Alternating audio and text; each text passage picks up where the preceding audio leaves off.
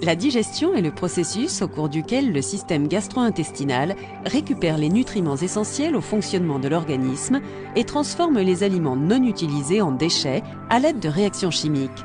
La mastication, le fait de mâcher, constitue la première étape de la digestion. La salive est la première substance responsable de la digestion car elle transforme les aliments mâchés en une masse molle appelée bol alimentaire. La salive rend ce bol alimentaire facile à avaler. Celui-ci va donc descendre le long de la gorge et de l'œsophage.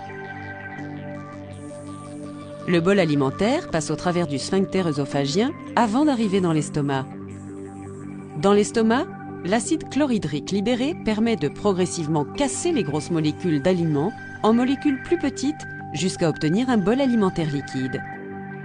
On appelle cette substance liquide le chyme, lequel passe par le sphincter pylorique et entre dans le duodénum, la première partie de l'intestin grêle.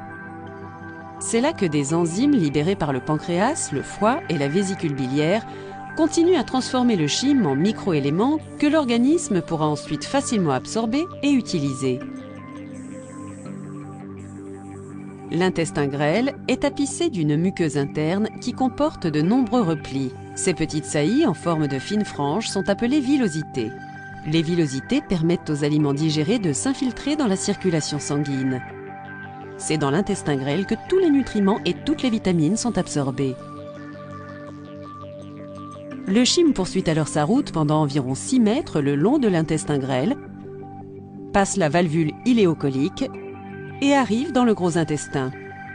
Le processus de digestion est quasiment terminé lorsque le chyme arrive dans le gros intestin.